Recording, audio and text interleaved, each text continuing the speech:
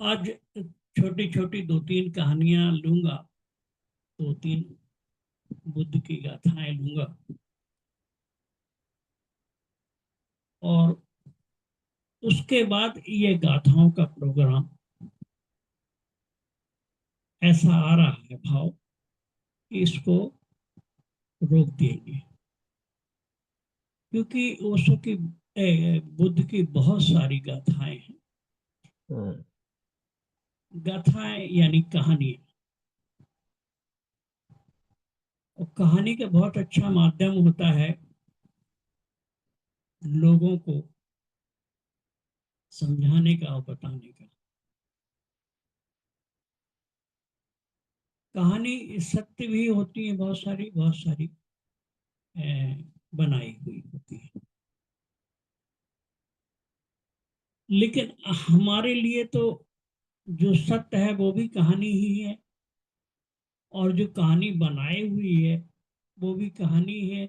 लेकिन कहानी दोनों का मतलब एक ही है कि आप क्या उस कहानी से एक लेसन, एक पाठ आपको मिलता है, उस पाठ को आप अ, समझें और अपने जीवन में उसको उतारें, जीवन की यात्रा आगे बढ़ाएं। तो आज कहानी एक लेंगे अंगुल माल की। अंगुल माल की कहानी बुद्ध की कहानियों में प्रमुख कहानी है, और मोस्टली सभी लोगों ने अंगुल माल के बारे में सुना है, लेकिन उसको बताए बिना ये अधूरा रहेगा, इसलिए उसको लेना जरूरी है। अंगुलीमाल एक हत्यारा था, डाकू था। वो 999 लोगों की हत्या कर चुका था, और उनकी अंगुली काट के माला बना लेता था। एक अंगुली की उसको जरूरत थी 1000 पूरी करने के लिए। तो एक दिन बुद्ध उधर की तरफ जाने लगे, तो उनके शिष्यों ने कहा कि आप उधर मत जाइए, उधर अंगुल मार रहता है, और वो उसके प्रण है, एक व्यक्ति की हत्या करना शेष है, तो उसके प्रण पूरा हो जाएगा, 1000 पूरे हो जाएंगे। तो बुद्ध ने कहा कि फिर ठीक है, उसकी प्रतिज्ञा पूरी हो जाएगी, क्यों उसकी एक आकांक्षा बाकी रह जाए, एक चलते हैं उधर ही से। वो ऐसी प्रतिज्ञा लिए बैठा था कि अगर उसकी माँ भी उस तरफ से आ जाए, उधर आ जाए, तो वो उसकी भी हत्या करके माला बना सकता था। ऐसा दृढ़ प्रतिज्ञ था। जो गलत लोग होते हैं, जो नास्तिक लोग होते हैं, जो परमात्मा को नहीं मानते, वो आस्तिक लोगों से, जो धर्म और शास्त्रों को मानने वाले होते हैं, उनसे कहीं ज्यादा ऑथेंटिक होते हैं, वो ज्यादा प्रमाणिक होते हैं। उन्हें पता है कि हम गलत हैं तो गलत हैं, वो पूरी तरह से गलत हो जाते हैं, और अपनी प्रमाणिकता में जीते हैं, अपनी समझ, अपनी बुद्धि से जीते हैं, पूरी ताकत से जीते हैं। इसलिए गलत आदमी की दिशा जब मुड़ जाती है, तो फिर वो पूरी तरह से ही मुड़ता है, क्योंकि उसकी आदत होती है प्रमाणिक होने की। गलत है तो प्रमाणिकता में होता है, फिर जो जब वो बदल जाता है, सही हो जाता है, तो पूरी प्रमाणिकता से होता है। तो बुद्ध उधर की तरफ जब चल दिए, तो फिर उनके जो भिक्षु थे वो भी धीरे धीरे धीरे धीरे साथ छोड़ गए। भिक्षु भी उनके साथ नहीं आए। ऐसी स्थिति होती है जब हम मौत की तरफ आगे बढ़ते हैं, कोई साथ नहीं देता है। भिक्षुओं ने भी साथ छोड़ दिया, बुद्ध अकेले आगे बढ़ते हैं। जब बुद्ध आगे बढ़ते हैं तो दूर से अंगुलमाल दिखाई देने लगता है। अंगुलमाल कहता है कि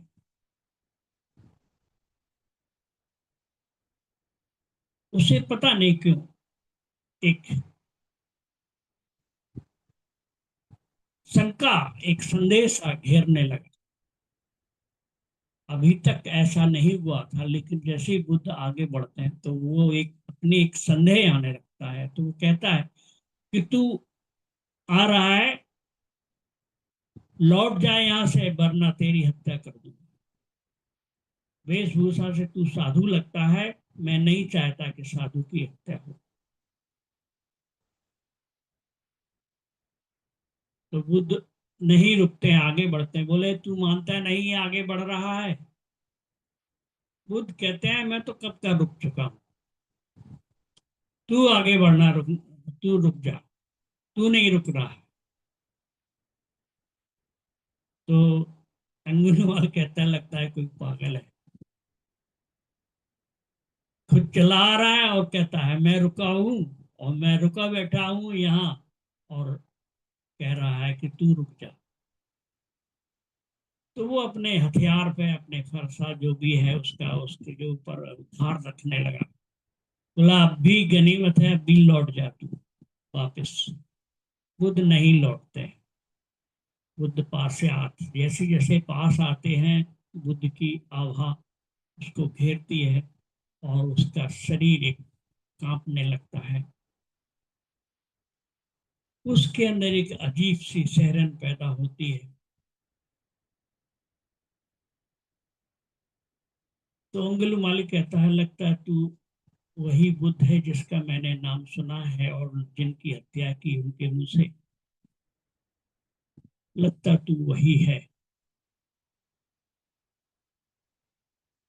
तो बुद्ध कहते हैं, जब पास आ जाते हैं तो बुद्ध कहते हैं ठीक है, तू अगर मारना चाहता है तो मार लेना मुझे, मैं मारने के लिए तैयार हूं।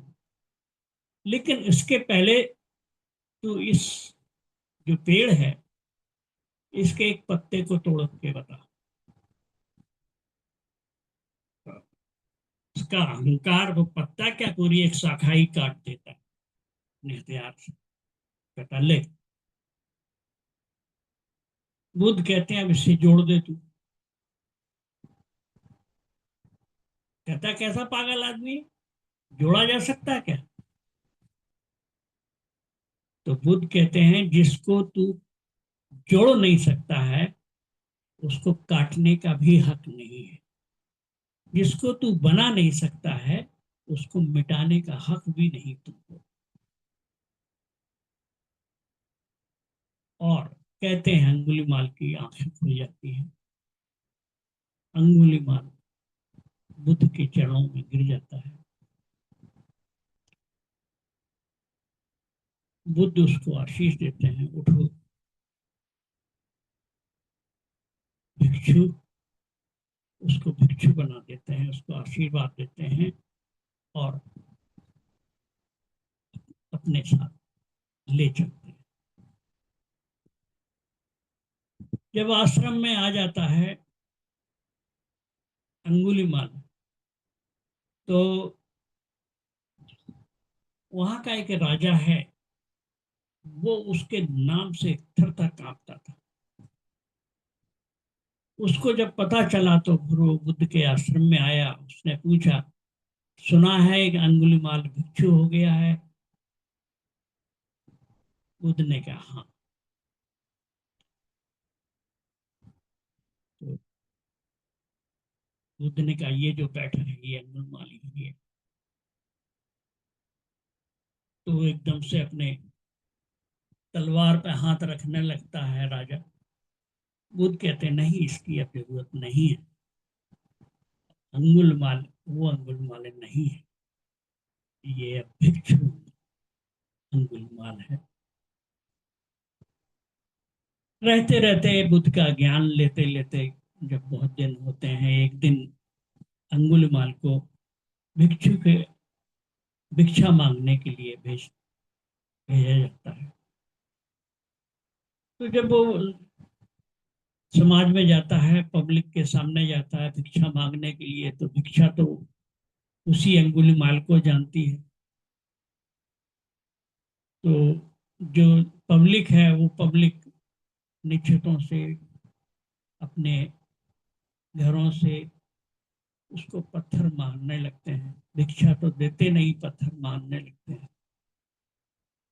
लेकिन अंगुलीमाल उन कोई प्रतिरोध नहीं करता है, पत्थर खाता रहता है, पत्थर सहन करता रहता है। एक स्थिति ऐसी आती है कि पत्थर मार के उस बिल्कुल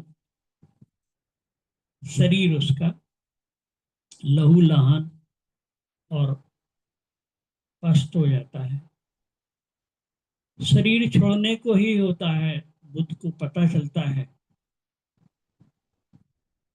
तो बुद्ध आते हैं, बुद्ध पूछते हैं अंगुलीमाल,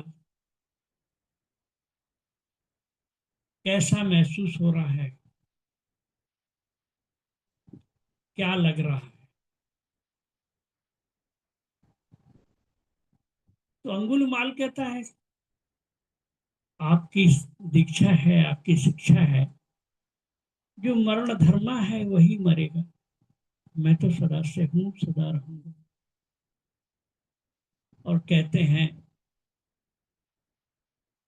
अंगुलमाल बुद्धत्व को उपलब्ध हो गया और शरीर त्याग देता है। तो इस कहानी से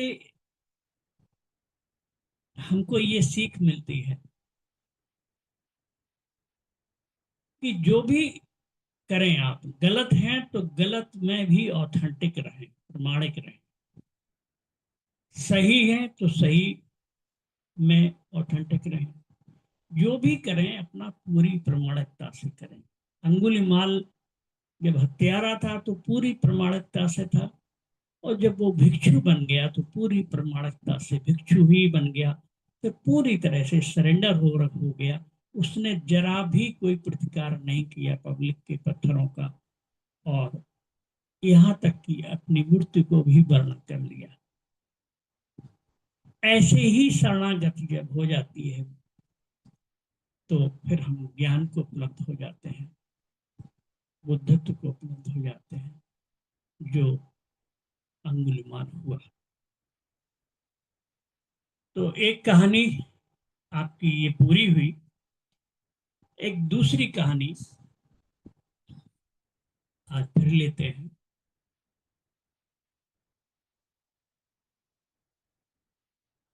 एक गांव की एक औरत थी, उसका बेटा मर गया।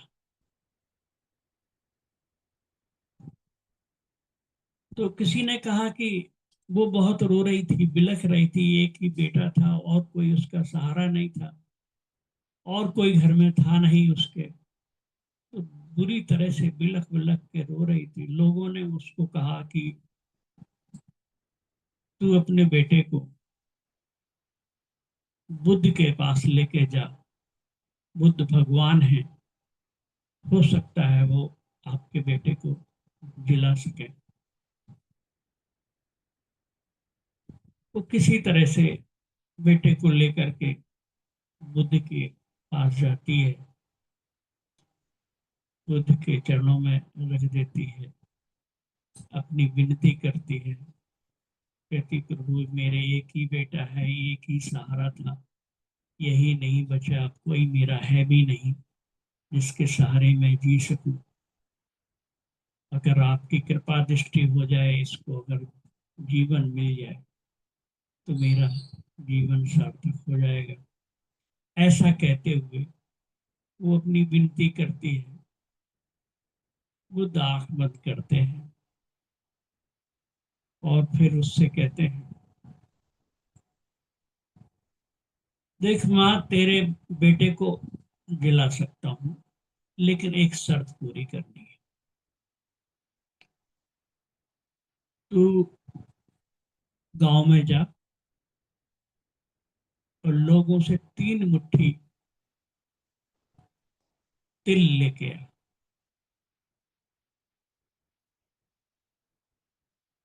लेकिन शर्त एक है, तिल उसी के घर से लेना जिसके घर में कोई मृत्यु ना हुई। तो वो स्त्री जाती है गांव, हर घर में पूछती है, हर एक के दरवाजे जाती है, कहती है 3 मुट्ठी तिल चाहिए, अगर ये मिल जाएंगे मेरा बेटा जीवित हो जाएगा। भिक्षा मांगती है। लोग कहते 3 मुट्ठी क्या, मैं तेरे को पूरा एक पला, एक डलिया भर तिल दे सकता हूँ, कितना भी तिल दे सकता हूँ, लेकिन ये जो शर्त आप रख रही हैं कि मेरे घर में किसी की मृत्यु ना हुई, मेरे घर में तो मृत्युएं कई हो चुकी हैं। ऐसे वो कई घरों में जाती है, ऐसा कोई घर नहीं मिलता है जिसके घर में मृत्यु ना हो, क्योंकि मृत्यु तो सत्य, मृत्यु से बड़ा सत्य है ही नहीं कुछ।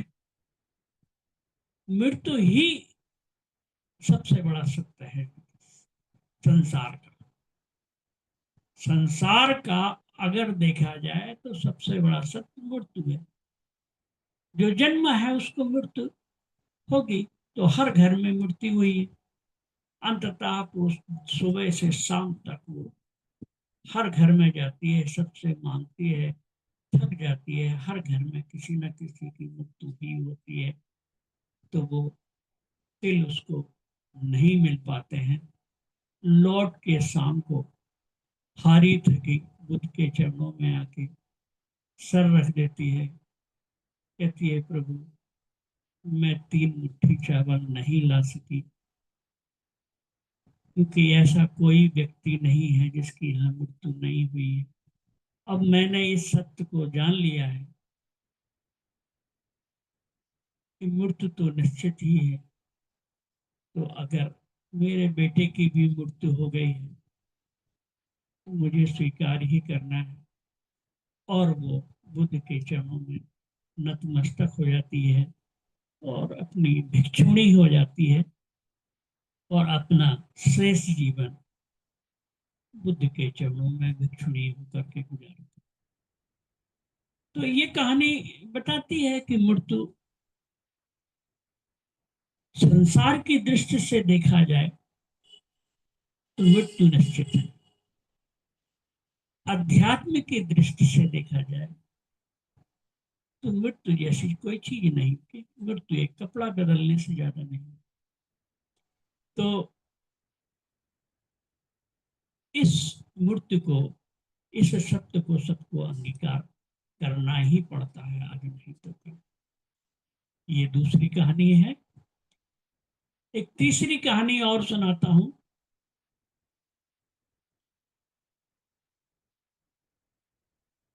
बुद्ध का एक श्रावक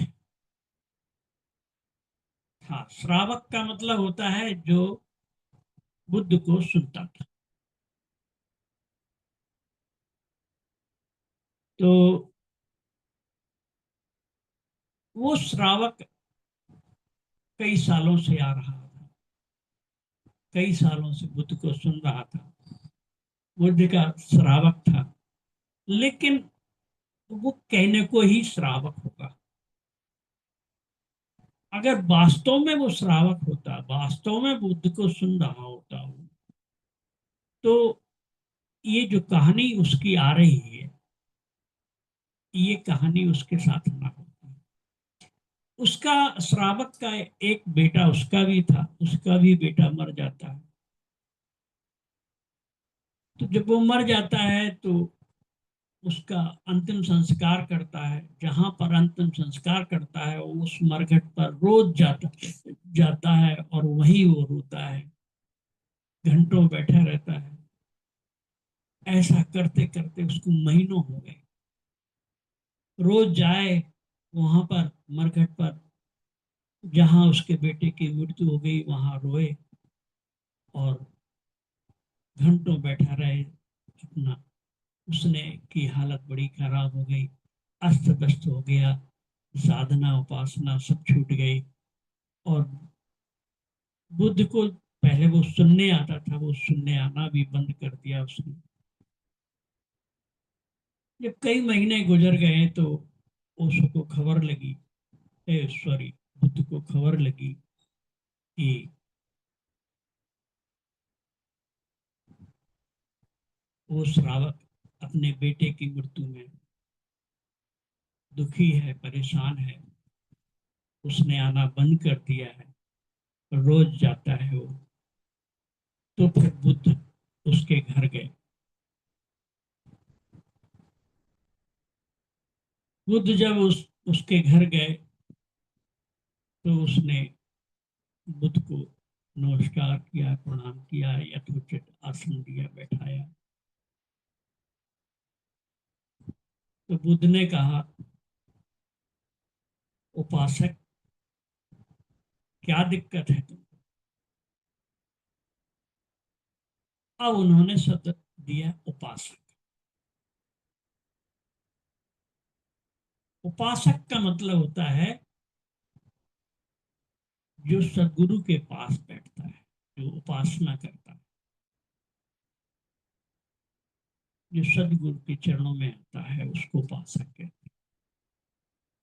पहले वो श्रावक, उसको नाम दिया था, वो सुनने आता था। आज उसको नाम दिया बुद्ध ने उपासक।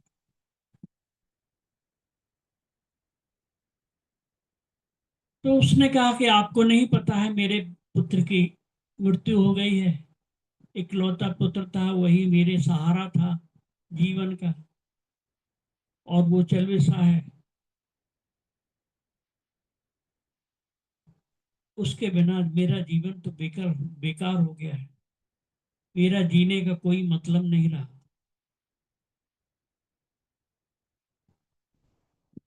तो बुद्ध ने कहा, उपासक,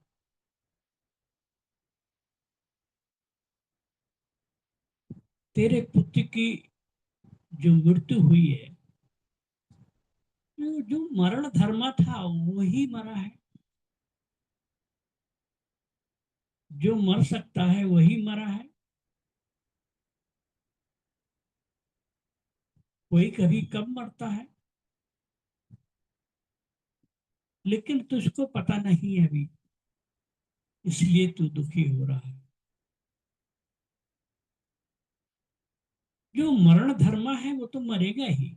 उसको, उसका मरना तो निश्चित है। ये शरीर ही मरता है। ये जो मरण धर्म है शरीर, इसको तो जाना ही पड़ता है, आज नहीं तो कल। आज तेरा बेटा गया है, समय से पहले चला गया।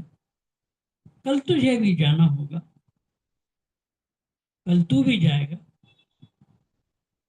इस सत्य को जितने जल्दी जान ले उतना अच्छा है।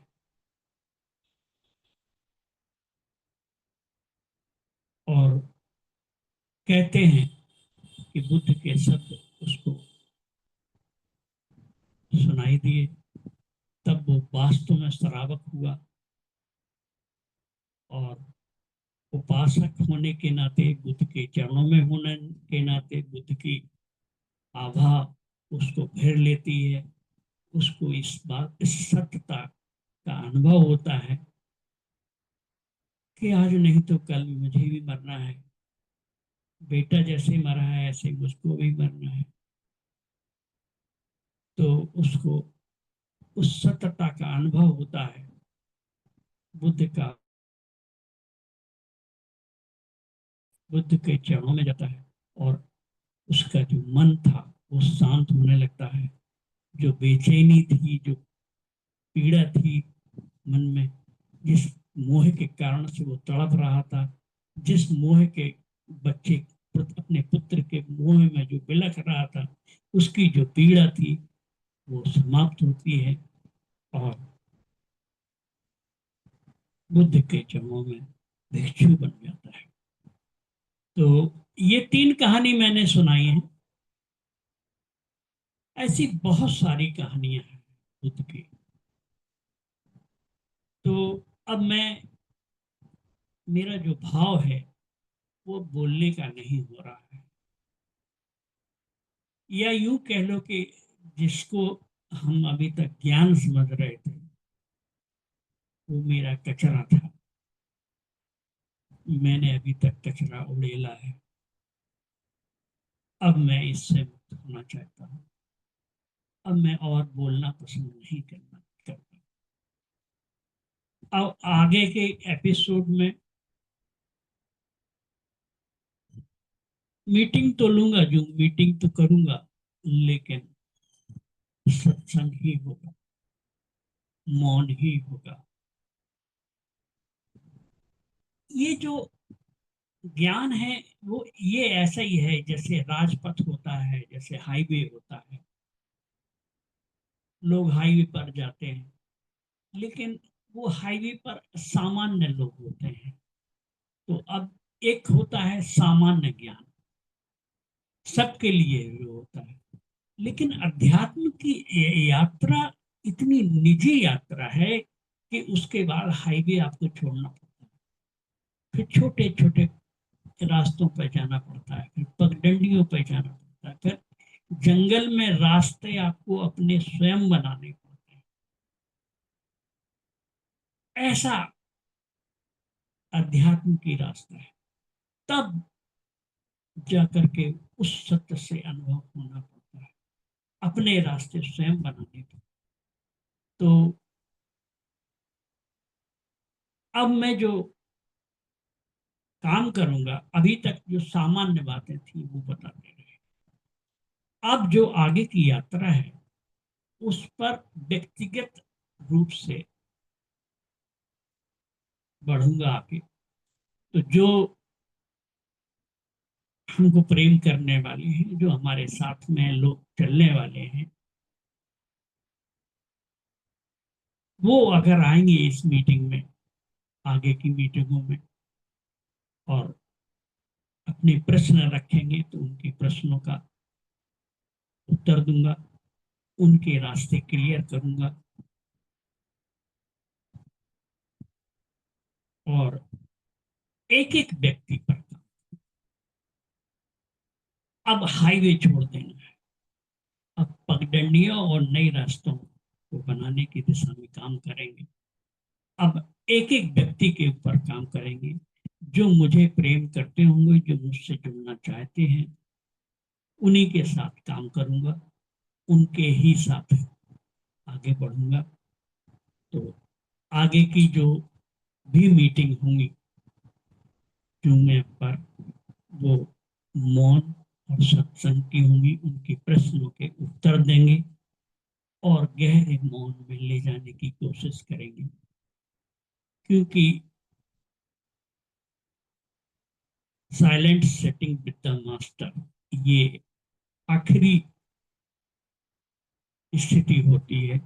इसमें आपको उपासना, उपासक के रूप में जो लोग होंगे वो आके मेरे पास बैठेंगे, और मेरे मन और उनका एक होगा, मेरा हृदय उनका हृदय एक होगा, हृदय से हृदय की बात होगी, मौन से मौन की बात होगी।